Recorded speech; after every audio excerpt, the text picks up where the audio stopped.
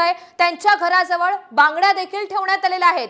देवरे यांनी दोन समाजात तेढ निर्माण करणारी पोस्ट सोशल मीडियावर टाकल्यामुळे हा संपूर्ण राडा झालेला आहे। देवरे यांना उपनगर पोलिसांनी आता ताब्यात घेतलंय। तर ओबीसी नेते श्रावण देवरे यांच्या घराला काळं फासण्यात आलेलं आहे आणि त्यांच्या घराजवळ बांगड्या सुद्धा ठेवण्यात आल्यात। त्यांनी एक सोशल मीडियावर पोस्ट शेअर केलेली होती आणि त्यानंतरच हा संपूर्ण राडा निर्माण झालाय। देवरे यांनी दोन समाजात तेढ निर्माण करणारी ही पोस्ट टाकलेली होती आणि त्यानंतर ही घटना घडलेली आहे। दरम्यान देवरे यांना आता उपनगर पोलिसांनी ताब्यात घेतलंय।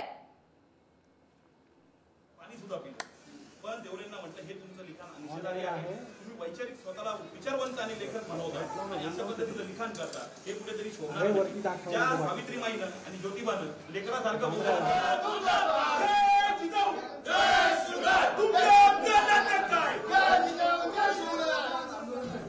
संभाजी ब्रिगेड प्रातिनिधिक स्वरूपातलं हे आंदोलन आहे। काही वेळापूर्वी मी श्रावण देवरेंना भेटून गेलो होतो। नाशिक मध्ये आपण हे एक्सक्लुझिव्ह दृश्य पाहतोय। देवरे यांच्या घराबाहेर आता मराठा समाजाचे हे कार्यकर्ते बांधव जमलेले असून प्रचंड आक्रमक झालेले आहेत।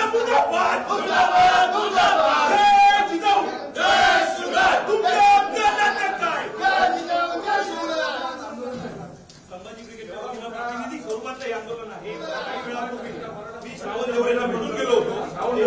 ओबीसी नेते श्रावण देवरे यांच्या घराला काळं फासलंय आणि त्यांच्या घराजवळ आपण पाहतोय मराठा समाजाचे हे कार्यकर्ते जमलेले असून आपला निषेध व्यक्त करतायत। प्रचंड आक्रमक हे मराठा कार्यकर्ते झालेले आहेत। त्यांच्या घराजवळ बांगड्या सुद्धा ठेवण्यात आल्या। आंदोलन जे आहे ते या ठिकाणी मराठा आंदोलकांकडून केलं जात आहे।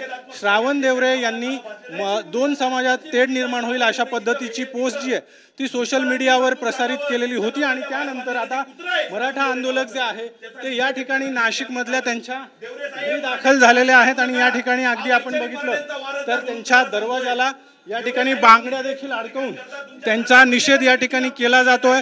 मराठा आंदोलक आपल्या सोबत आहे, आंदोलन करताय, पण त्या आधीच पोलिसांनी श्रावण देवरेंनी काल परत एक पोस्ट करून मराठ्यांना चेतवण्याचा प्रयत्न केला आणि सांगितलं मी रस्त्यावर लढणारा कार्यकर्ता आहे, मी जशास तसं उत्तर देईल।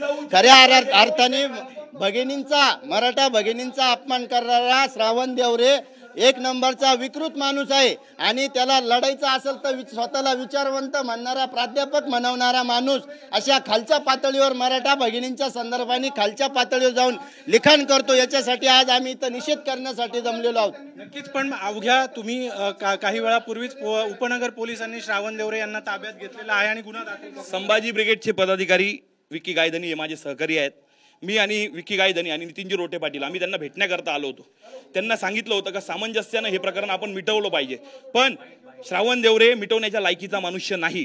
कॉम्रेड शरद पाटील जे प्राच्यविद्या पंडित आहेत त्यांचे रेफरन्सेस देऊन ते लिखाण करतात, पण त्या संदर्भ न घेता प्राच्यविद्या पंडितांचा कोणताही गुणधर्म न घेता इथं श्रावण देवरेंनी तुमच्या माध्यमांसमोर बोलू शकत नाही अशा पद्धतीचं लिखाण। हाके जर दारू पितात तर मराठे काही त्यांच्या घरातल्या महिलेच्या योनीचं टिंब पितात का? अशा पद्धतीचं लिखाण हे श्रावण